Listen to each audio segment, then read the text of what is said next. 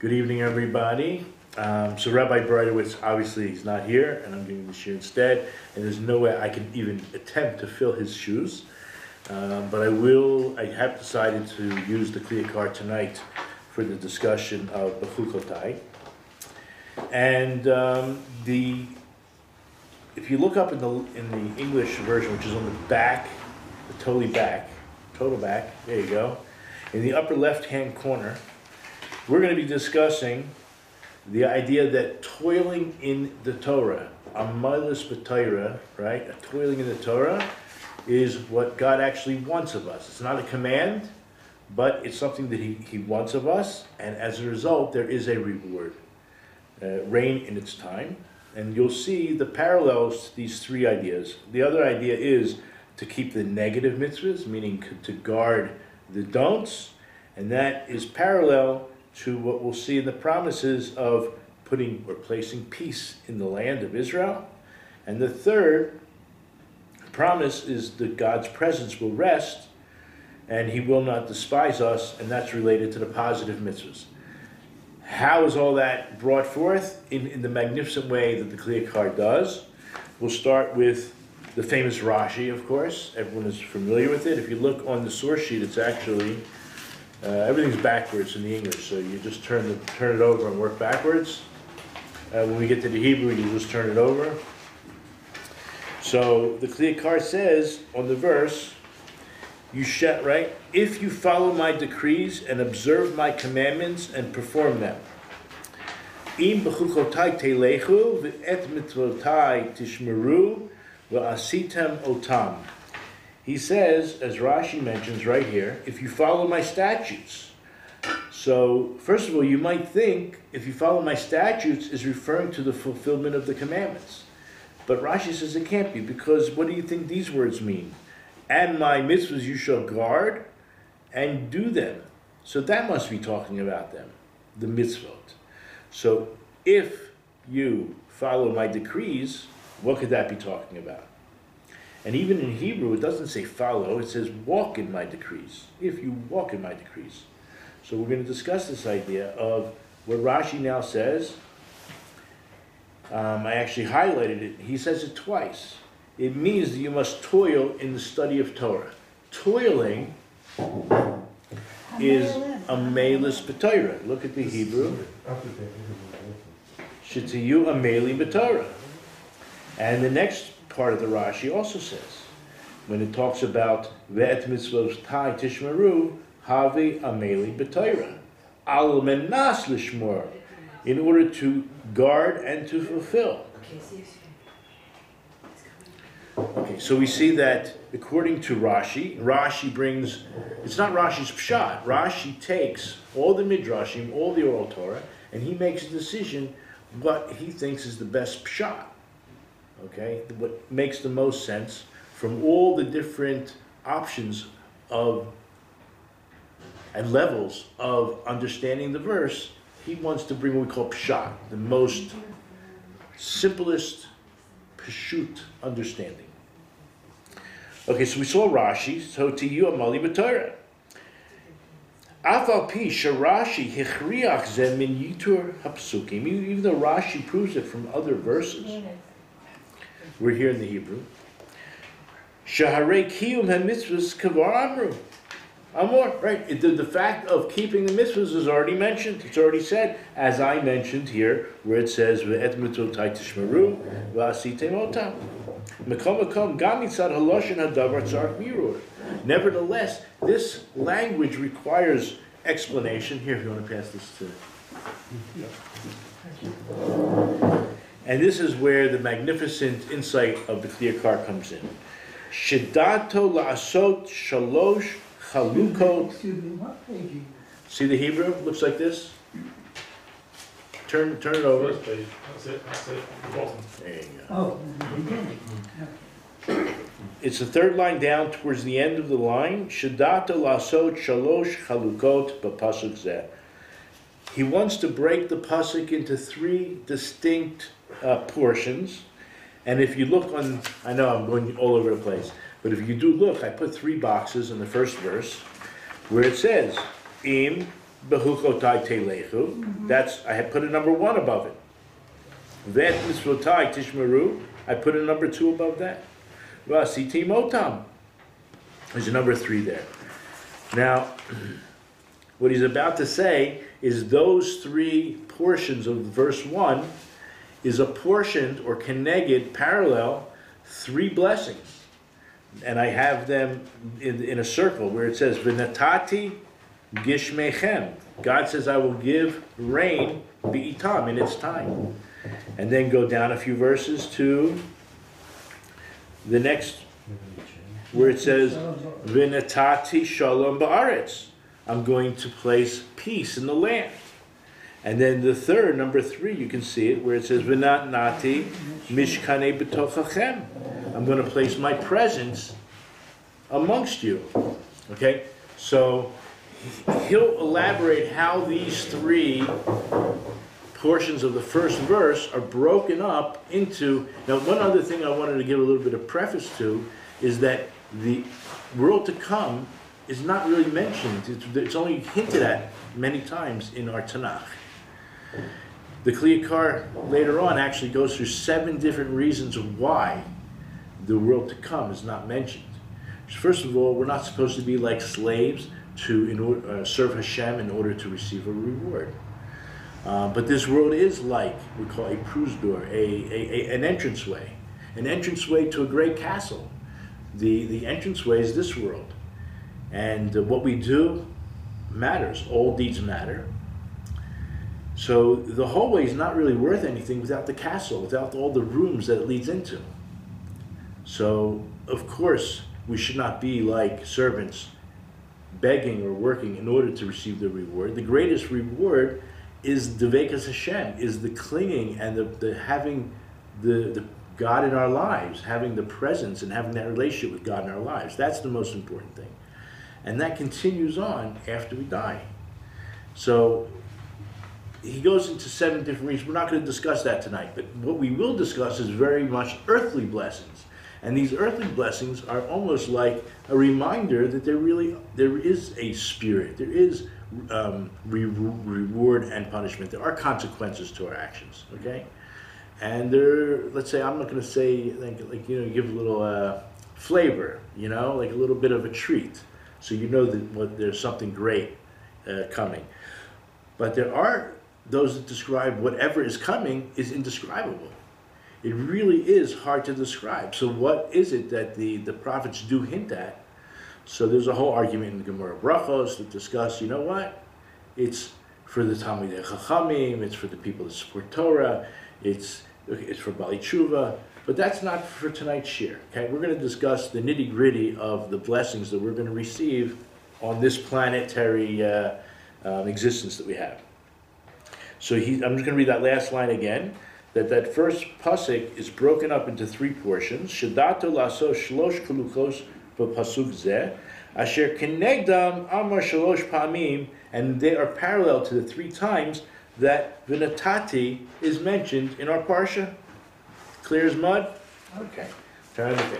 Here we go. Rishona Amar. In the beginning it said, In Behukotai Teilechu. Okay? If you walk in my statutes, Al Amel B'Torah, right? We discussed this already in Rashi. It's the toil of the Torah, the Kovei Itim LaTorah. And it's not just the toil, the sweat, the effort, but also it's very important to establish set times. And those set times, we'll see, are going to be things that you don't want to break. It's going to be a law, right? I know some of us have wives and friends and businesses. When we establish a time, we don't answer the phone, we don't take breaks. Okay, it's really something that we have to concentrate, work hard at, and make sure that, I know Yisrael's sitting here, he's one of my heroes. He sets times and it's unbroken, right? You couldn't get him to not go to a shir unless he was lying in bed and couldn't get out. But it's setting a time for the Torah, chok v'lo ya'avur. Chok v'lo ya'avur. Like a statute that cannot be transgressed or broken.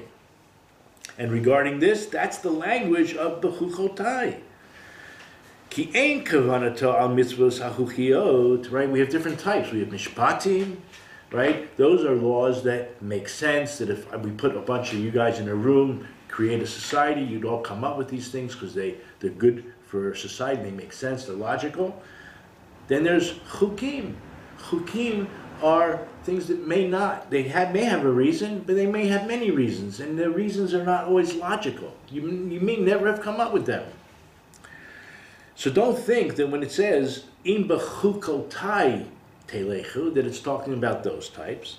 Kilo metzino behem b'kol Torah lashon halicha, because it says to walk in them. We don't see the word walking in these types of statutes. That language is never used. Kilo nember b'kol Torah lechu behukotai.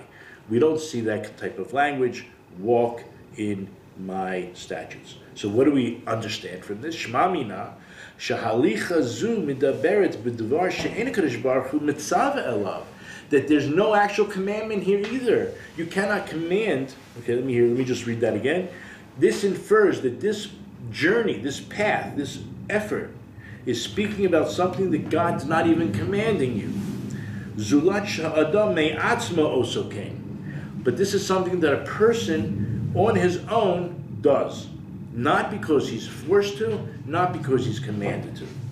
Ubal korchach, therefore we are forced by necessity to explain al hadavar she'adam poel b'teva.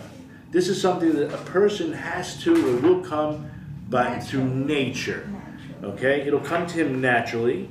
Ki mitzada hergo, because he makes the habit. He creates his own habit.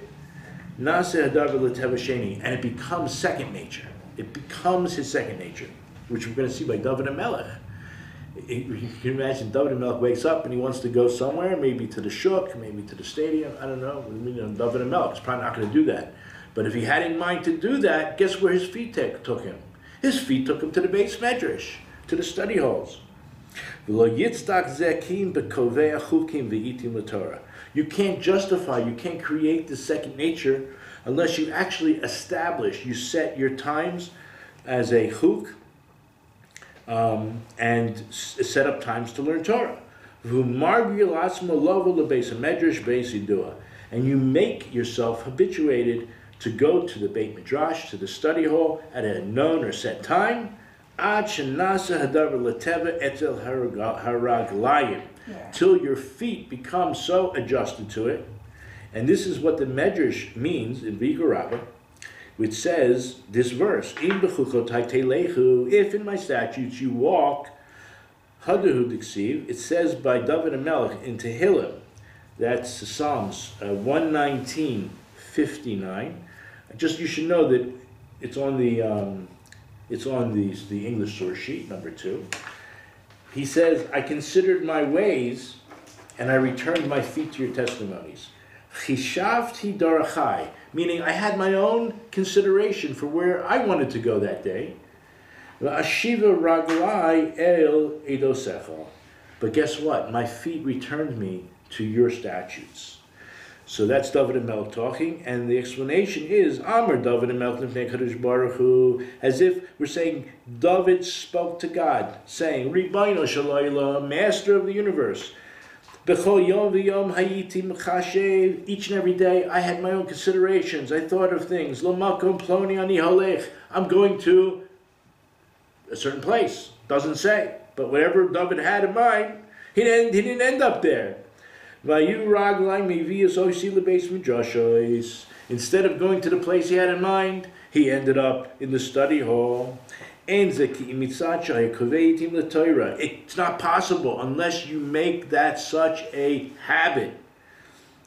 As a chok v'lo ya'avor, a statute that would not transgress, you would not violate. Until when? Ad shragluhi inun arvin laholichu lebete midrashos below kavana, until his feet, without any responsibility towards going where he wanted to go, he ended up taking him without any intention whatsoever, as if your head's cut off. You know, my feet just took me like a zombie. Automatically. Yeah. Of course, not like a zombie, but this is if you make like. I'm sure all you guys, you get up no matter what time to go to Minyan. You just know, right? Your alarm goes off and you're running to the bathroom, into the shower, to wash your hands, whatever order, and then you're zipping out the door to the shul. Ki kavar hurgalu b'chak, because you become so accustomed to it. That's why it's not command. You cannot command someone to do such a thing. Ki al hadavar hanasa b'lo kavana lo yipol av tzivoy. There's no way that a command can come, because we know that mitzvahs require kavana on some level. Okay, it's a big machlokas, how much? Okay, but to do the commands of Hashem, which are really dvekas Hashem, we have to have some minimal amount of kavana. And here we're talking about the legs are just taking us. There's no command. Ki ein tzibur l'raglayim. You can't command the feet. You command the head. You command the heart. You command the body. But the feet are not commanded. El medaber b'im shekak kara. But rather we're speaking that if something did occur, that what? Shekava itim l'Torah ad sheba'oto eit yilchu ragla mi'atzmam. That you make it a habit. Become addicted to it. Ba'oto eit asher nikra chok. At that time, then it's going to be called, and you're going to establish it as a chok, as a decree, and that's why it says, Im Behukotai telechu. Okay, so we finished the paragraph. Anybody has any questions? Or It's like you want to make it a reflex. it becomes second nature, right? Yeah, like a reflex, yeah. You call it a hoax, but isn't a hoax something you don't understand? Yeah, we discussed that in the beginning. I know you walked in late, just for the camera's sake. Yeah. Because the mitzvahs, if you look at the first sentence, it says, "Im bechukotai telechu," in my statutes you walk, if you walk in my statutes. And then it talks about the mitzvahs in general. Ve'et mitzvotai tishmeru, ve'asitim otam. The truth is, he's going to say that when it says the mitzvotai tishmeru, that's all the negative commandments, because the word shamur is related to negative commandments. And v'asitam otam is related to all the positive commandments. So once you're dealing with commandments, the word chok doesn't apply. It has to mean something else. And the word lech or lechu, you don't see it by the word chok anywhere else in the Torah. So it's unique here, and therefore we're just getting like the foundation. But it's interesting, right, that we use the word halacha. Which means? Going, it's a path. It's a journey, it's behavior, right? It's how we behave, how we function. Correct. Halacha, in fact, in Islam, they have a thing called Sharia law. And Sharia is based on the word yashar. That's the pious path to walk, to go. So too, they got it from us. I'm not trying to promote Islam. Okay, just to make that clear. I can't go to Minyan 5 times a day. Except on Yom Kippur. Yeah. Now, a parallel to this, Keneged Ze'amar, our verse, said, right, we saw the 3, that was in verse 3. Then, immediately in verse 4, V'natati gishmeichem be'itam, right? I'm going to provide rains in their time. It goes on, I might as well read it. And the land will give its produce, and the tree of the field will give its fruit. Your threshing will last until the vintage, and the vintage will last until the sowing. You will eat your bread to satiety, and you will dwell securely in your land. That's all before the second vinatati. Okay, you see it's circled. Vinatati is circled. So all that is the first gift, the first promise. He says that this idea of I'm giving rains bi'itam, listen to the word, bi'itam. It's going to be given to you in its time. This is parallel to the, thank you. It's parallel to the kavei itim l'Torah, to setting time to learn Torah, or to toil in Torah. Zeskara, this is the reward. Shivo geshami bi'itam, that the rains will come in its time. And we know from Chazal in Gemara Tainis, it says, "Ene geshamim ne'etzarim ki im ba'avon bitul Torah." Rains only stop from coming. We only have a lack of rain because of this great mistake and sin of wasting time and not studying Scripture, not involving ourselves in the toil of God's Word, of Torah. And so this is going to be a little bit complicated, but he brings a verse from Ecclesiastes, Koheles, Yud, verse Yudchet, 18. 10:18 in Ecclesiastes.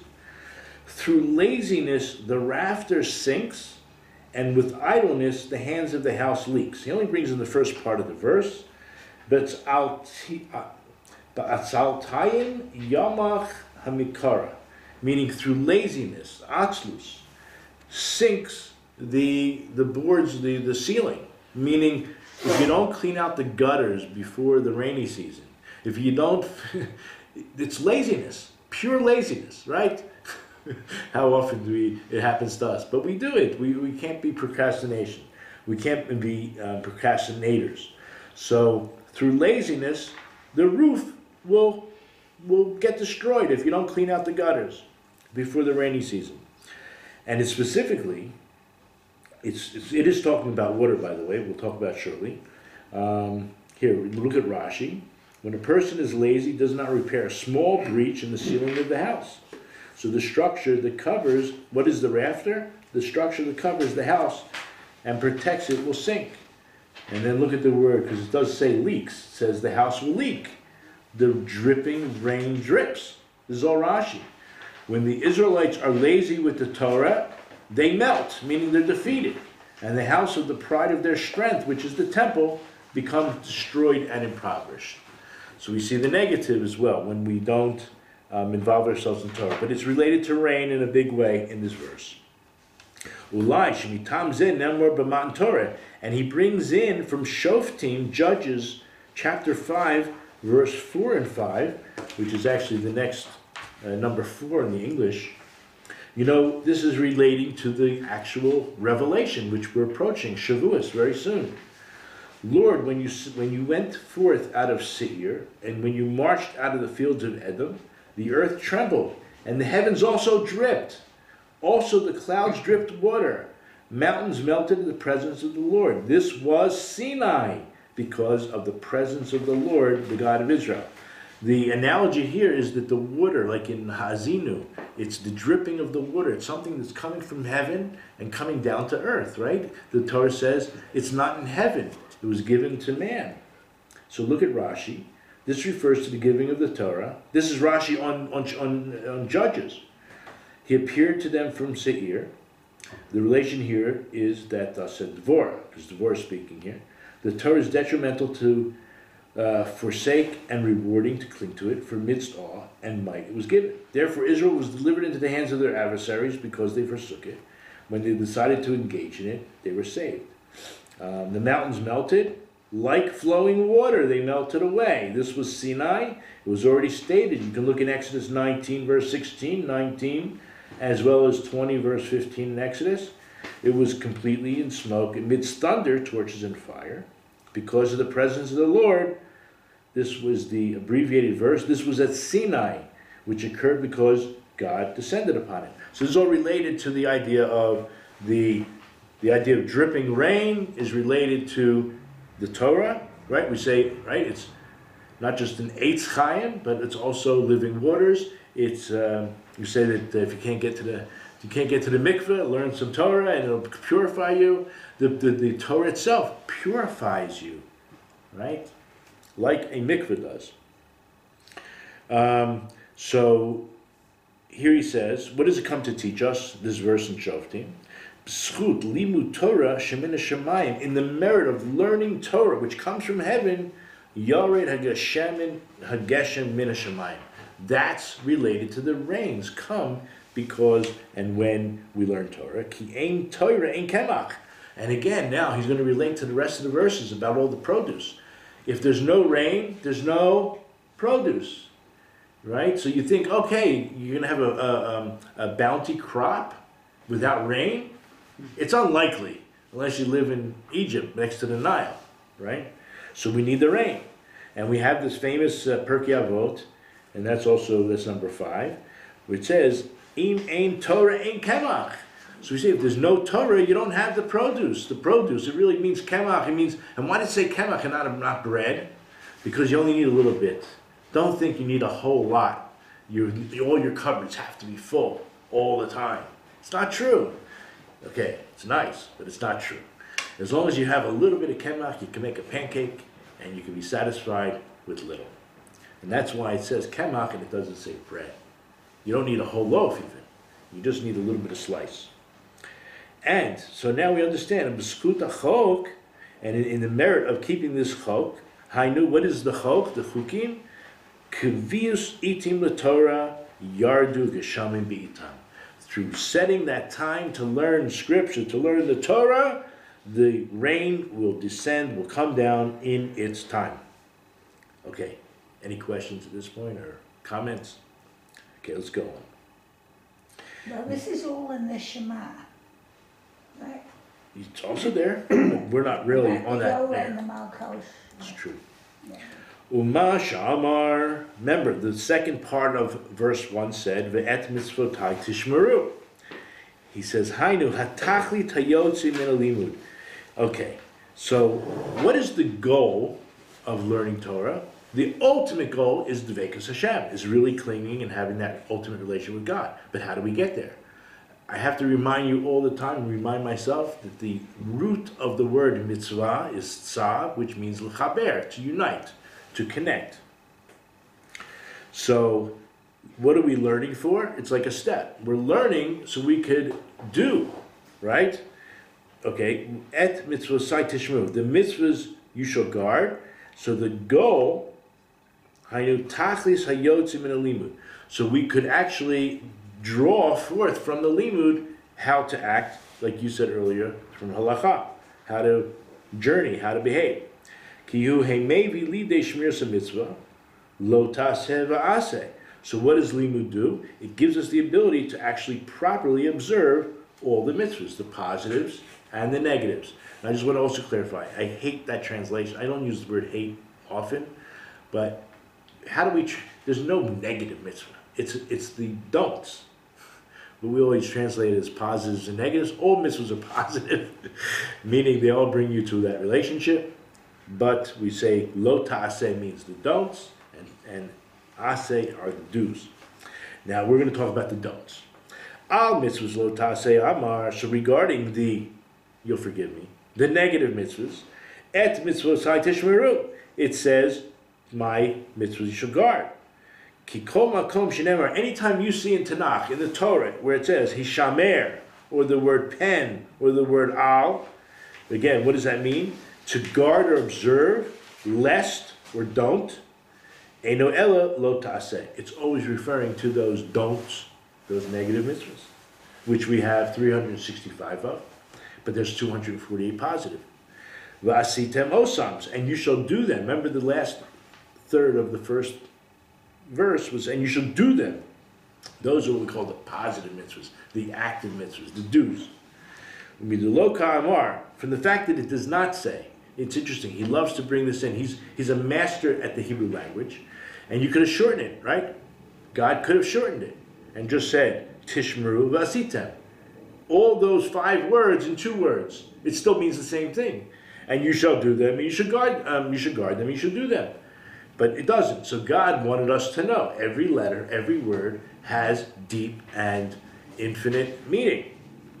Lama leile miktav otam. So why that extra word, seemingly otam, used? Them, shema mina. This is in Gemara Brachos Yud Gimel that tells us mitzvahs need kavanah, at least the minimum amount of kavanah.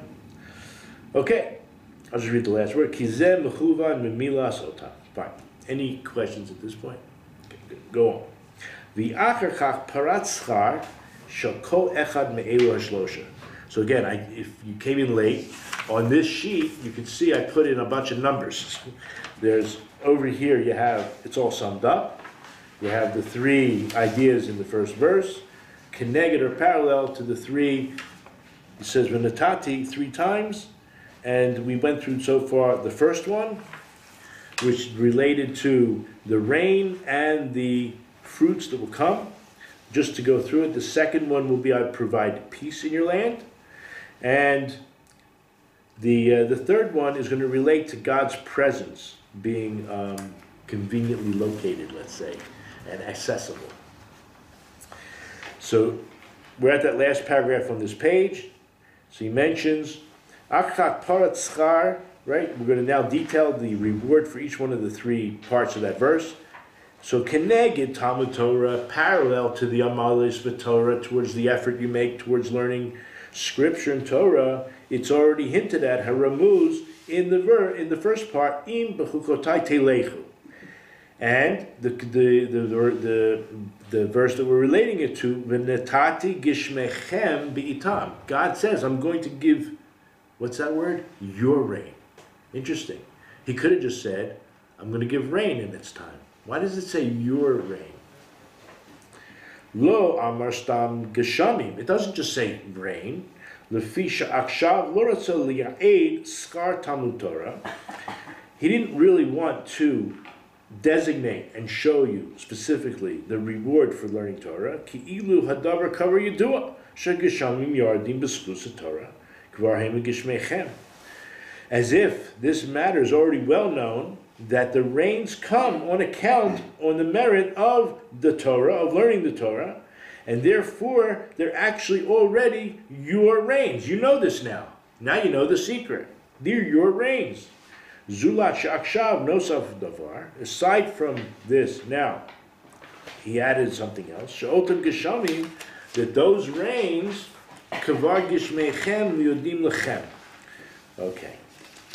Akshav, eteno tam bitam. The ikr point here is the timing, which we are experiencing here in Israel, a very awkward season. Doesn't work this year. Well, let's not even go into it because it's a whole shir in its own. But we know that there's a rainy season and there's a non-rainy season. Right now it's the non-rainy season.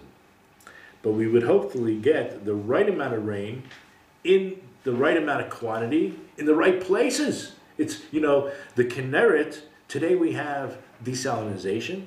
We're not so worried so much with our showers, which, Baruch Hashem, you know, and washing our cars.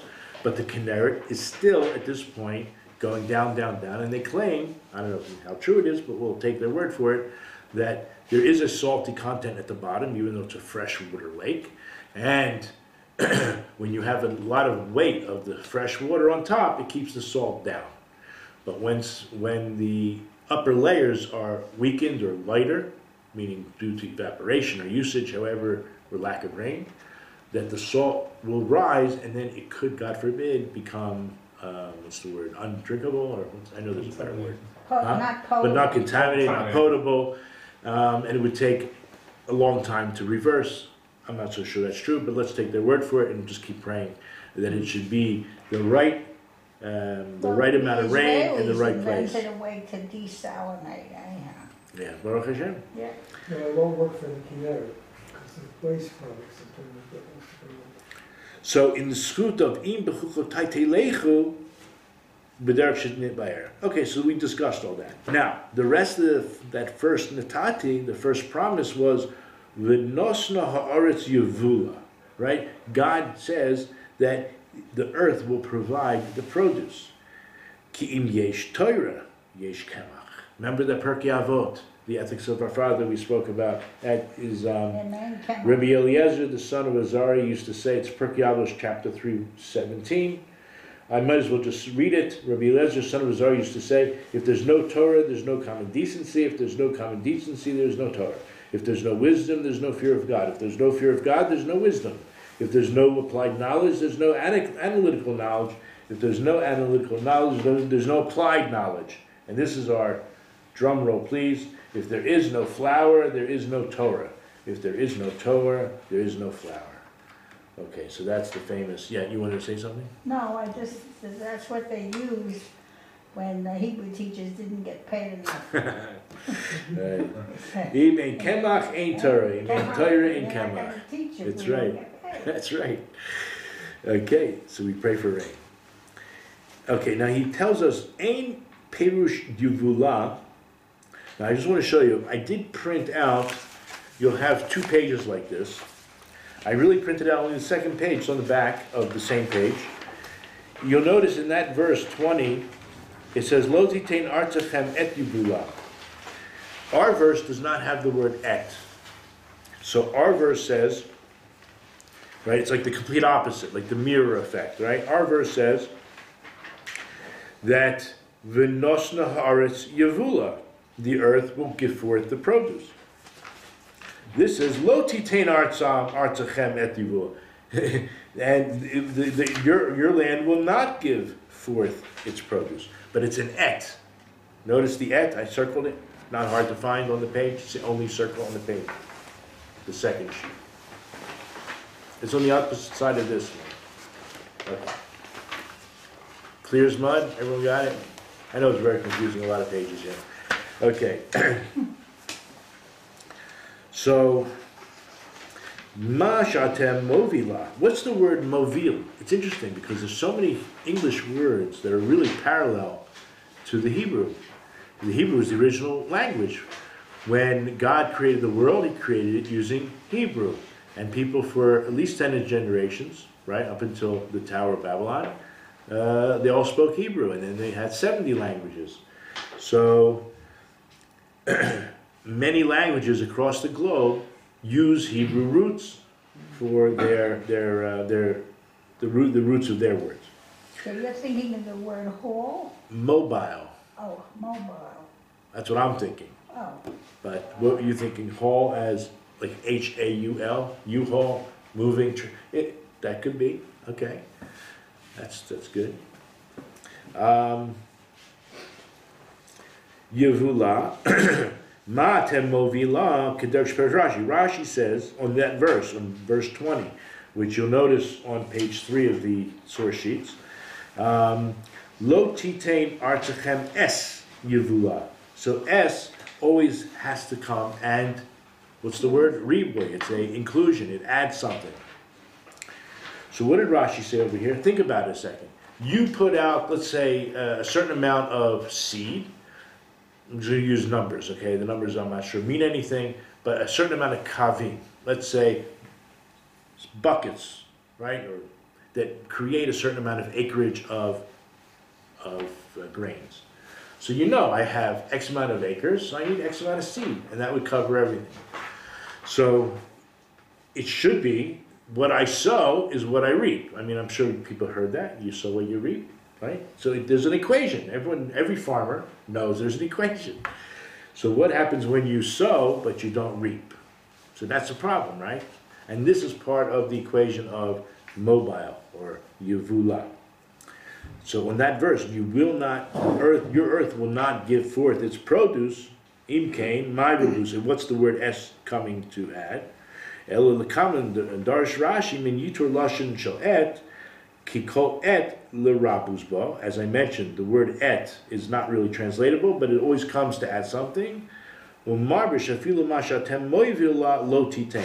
Even according to the amount of seed that you expected to harvest. So that is part of the curse, right? In verse 20, you will not receive the portion you thought. But in our promise of the good stuff, the word et does not appear. Therefore, everything is included in yevula, meaning to say, in other words, everything you're going to get everything out of the fields. Everything's going to come to you. This is what he means to say, and this is the easier explanation of everything I just said. What, like its way to, let's say, transport or yield for you, so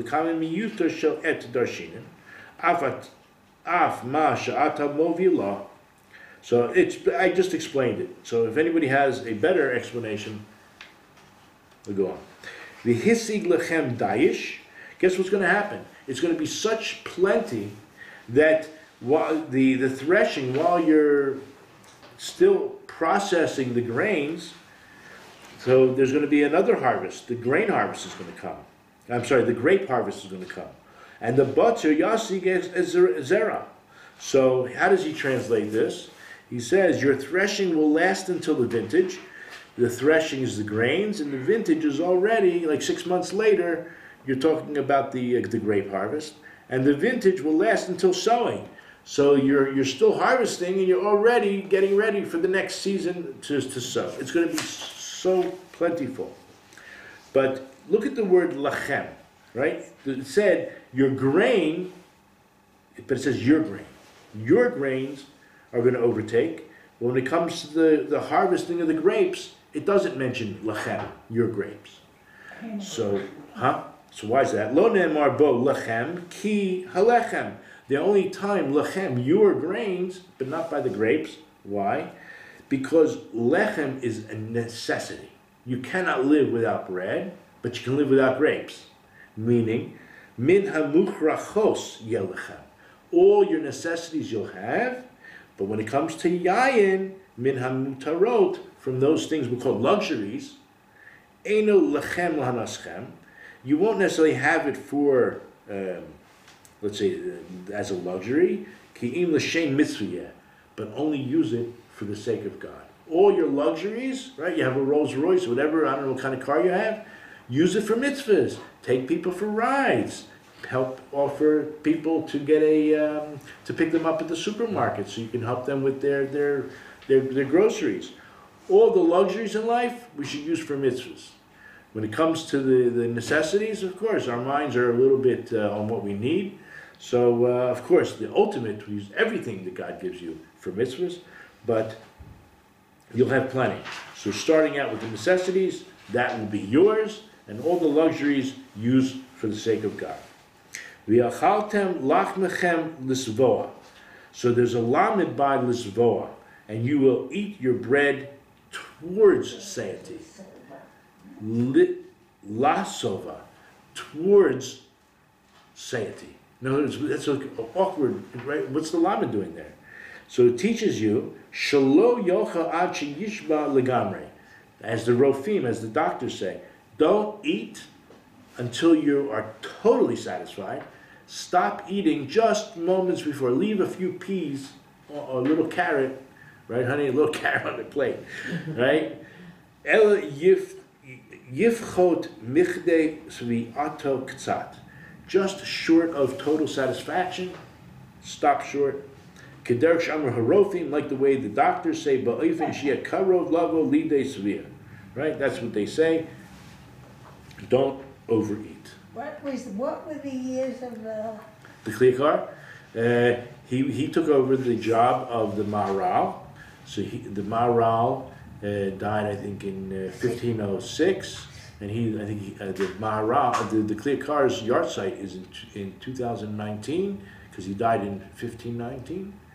1519. Mm-hmm. And the machlokas, what day? Some say he died of Moshe Rabbeinu's, some say he died in New York. He was from Prague too? He became the Rav of Prague He took after over he took over the Maharal. Maharal. Mm-hmm. Okay. Big guy. He's a big dude. Yeah, but you know, he's not quoted that much. I quote him all the time. Yeah, well, I got showed Rabbi Cantor, but until then, you remember the Rav ever quoting never, no, I don't think the Rav ever quoted the Kliyaker. I don't think so. Not generally quoted from source. Ramban, or whatever. Okay. Okay, so we saw the Lamed for Lasova. Up to. Okay, and we saw why. Then he goes on to say the next part of the verse: "V'yashavtem lebetach be'artzachem," and you will dwell towards safety or in safety in your land. So what do you have a lamed for lebetach? Towards safety, more. That it teaches you shahasbiya goremit el hebetach. That it's the having. What did I don't know if it was FDR. Yeah, there was some president of the United States that promised if you have 2 chickens in your pot and 2 cars in your garage or something like that, like he promised everybody some kind of minimum amount of wealth. So too, if you know you have cholent in your pot, and you have herring in the fridge, you don't need anything else, right? It's going to be great. So you won't have any fights. As it says in Tehillim, in Psalms 147:14, which you can find on the source sheet, number 7. It's on page 4. Within your borders, he makes peace with the best of the wheat, or the cream of the wheat, he will satisfy you. Hasam gevulech shalom, chelev chitim yasbiech. So what happens when you have food, right? You don't have riots. You know what I mean? Like, I don't know what happens in some of these cities when there's high unemployment, high crime. You don't want to go out. But I guess that's when it's probably a good idea to put stuff away in your cabinets. But here you have, if as long as there's food, that was the whole bracha here, there should be enough food, then you'll have security. And it's amazing, he brings down this Gemara in Bava Metzia, Kad Mishlam Sa'are Mikada, Nikesh Va'ase Tigra, which means like this. This Rabbi Yehuda says, a man must be very careful not to lack grain in his house, for this causes constant quarrels. So if you want to know psychology, how to bring shalom bayis, it's good to make sure you have at least a minimum of food in your cabinets, and then buy what your wife likes to eat with the spare change. Okay. Any questions at this point? This is like really good stuff. This is fundamental.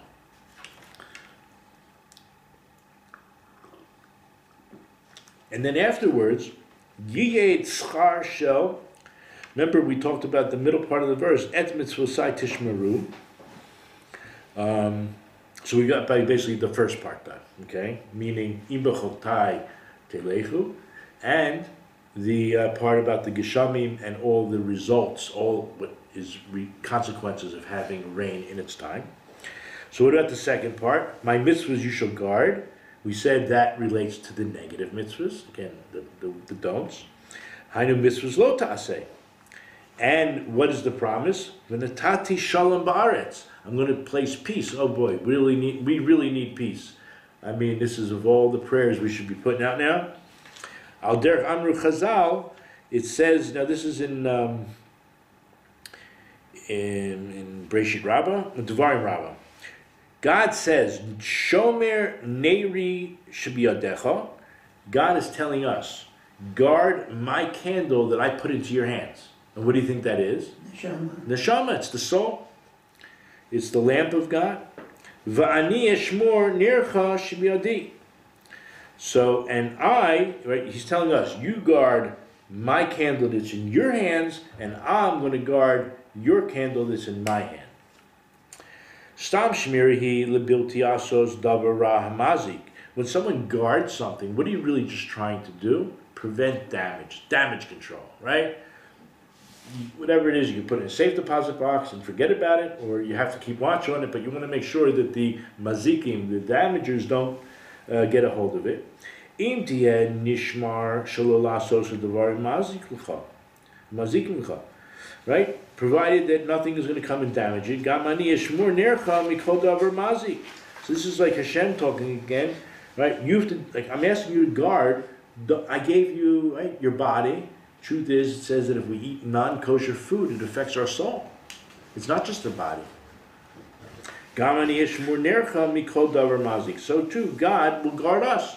But it's all part of the lo taseh, it's not an aseh, it's not a kumva aseh, it's a sheva lo taseh. Are those words familiar? Positive mitzvahs require you to get up and do something, kumva aseh. Whereas negative commandments, meaning don'ts, require you to, like, I don't know, put on your seatbelt and or some kind of strap yourself in and don't do it. Don't do it. Desist. Huh? Desist. Desist and resist. Resist and desist. Cease and resist. Okay, here we go. So you see how this relates. And then God's going to give us the peace in our portion. And what does that mean? Look at the words. V'cherev lo ta'avor.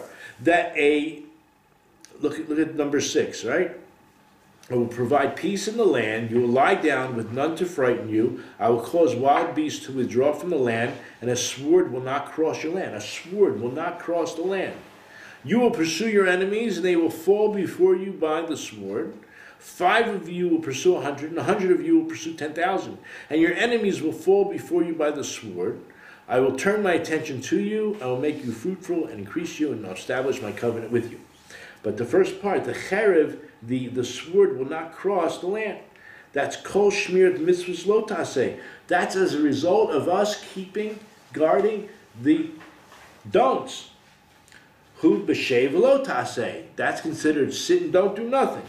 Kach hashmira min acherev v'chaya ra. So too, that's how it is guarding against the sword and the wild animals. It's shei v'lo taseh. It's sitting and doing nothing. L'chach ne'amar. That's why it says v'naflu lifnechem l'cherev. Right? You're going to pursue your enemies, but they're going to fall before you by the sword. They're going to fall before you. Even though you are chasing them, listen to this. You don't actually have to, it's not requiring you to chase them as if it's a positive action, but rather it's a shei v'lo taseh. Sit and do nothing, and they're going to fall by the sword right in front of you. The pasuk doesn't make sense. These numbers don't make sense, as he'll explain. That 5 from among you will chase 100. And then what else does it say? 100 will chase 10,000. The math doesn't add up. Sheina cheshbon mechuvan. It's not accurate accounting. Amru hamaforshim. What do the maforshim explain? Listen to this. If anybody asks you, what does this mean? That in the beginning, before the enemy has a mental breakdown or a morale breakdown, you're going to have already 5 chasing 100. And then when they see 5 chasing 100, guess what's going to happen? They're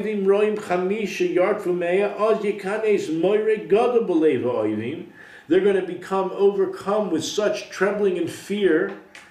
V'yachalosh kocham, their whole morale is weakened, all their power is weakened. Ad shemea michem rovu yirdefu, till the point where 100 can then chase 10,000.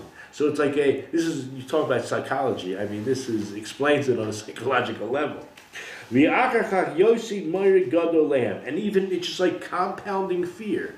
It's just going to keep getting more and more trepidation. Till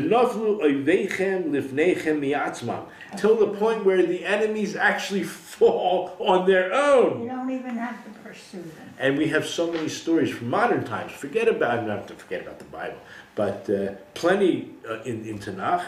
But in modern times, you can read the stories from the 48 War, the 67 War, and all the one squabbles in between. And okay, I don't want to say too much because right now Hashem's acting on behalf. I think Trump is supposed to make an announcement right now as we speak. 9 o'clock. Okay, so when we go home, we'll have to hear it. Well, it's withdrawn. Withdrawn from the. And the helicopters are going It's for the withdrawn last from the 45 minutes. Everything's okay. It's withdrawn.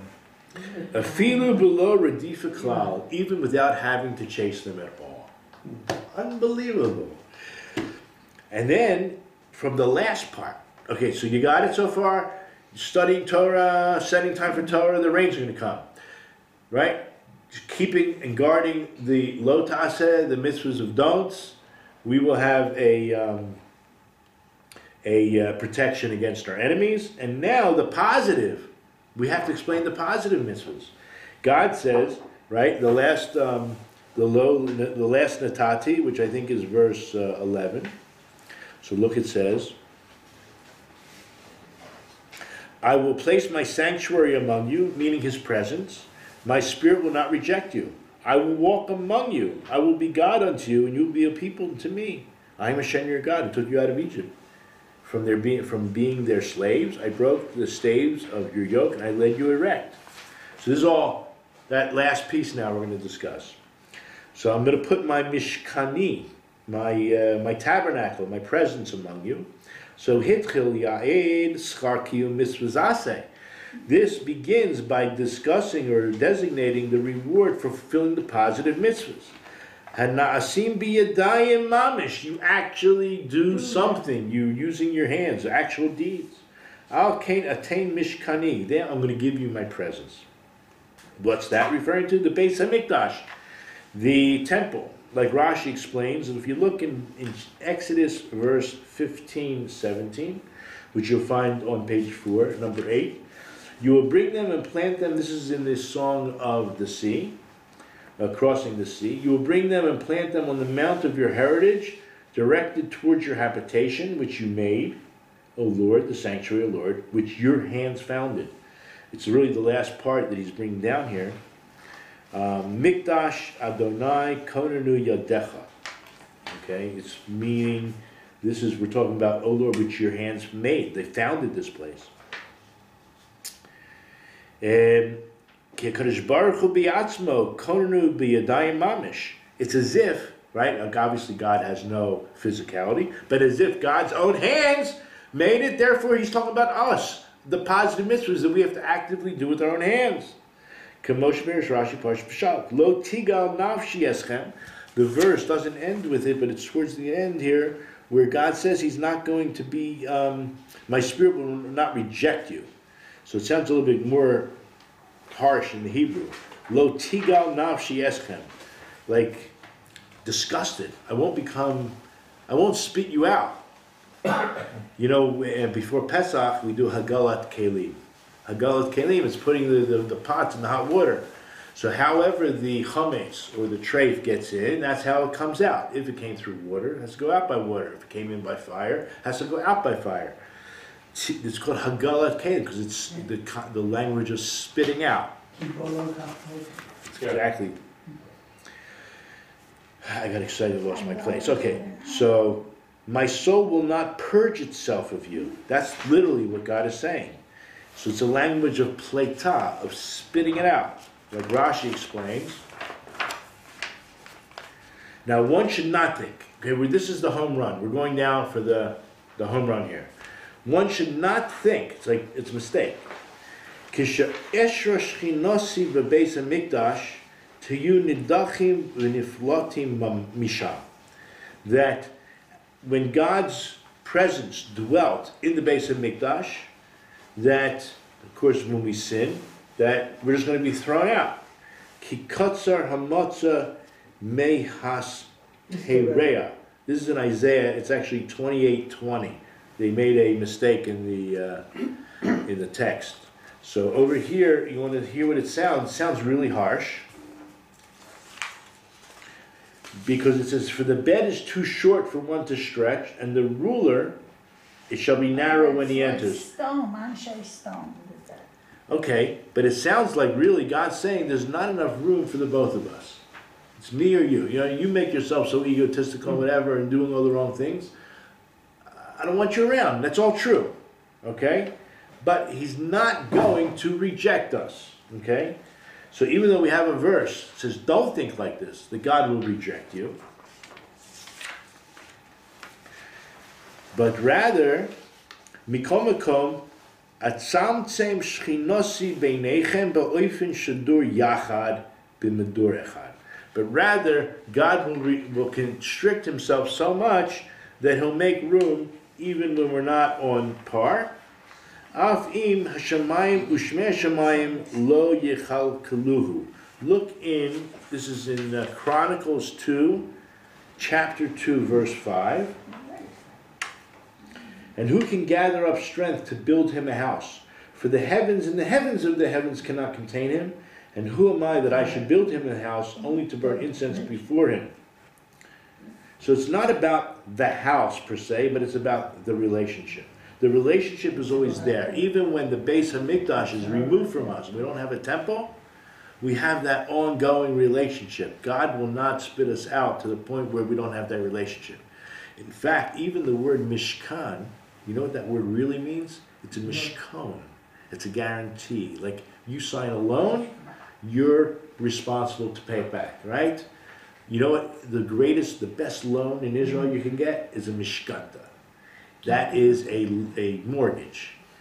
The bank owns the house, but it's low rates, but it means a guarantee. What is it called? A Mishkanta. Mishkanta. However you want to pronounce it. It's Mishkanta. Mashkon. The temple is the mashkon.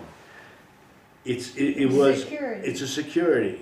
So the truth is that at some point we really were worthy of being totally destroyed. But God says in his love, I won't destroy you.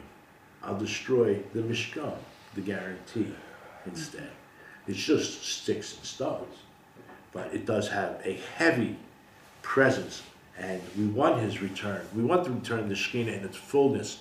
And Bezrat Hashem, B'Herimenu, right, with the coming of the Mashiach, we'll be able to see a whole new world where God's presence will be known and felt, Bezrat Hashem. So we can really start by learning Torah, setting times, trying our best to keep the positive and the negative mitzvahs as described.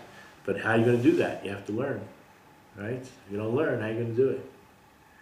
So with that, I bless you all. Have a great Shavuos coming up, and we'll really be able to receive the Torah anew and go from chayil to chayil, from strength to strength. Any questions? Yeah, Any? what is the meaning?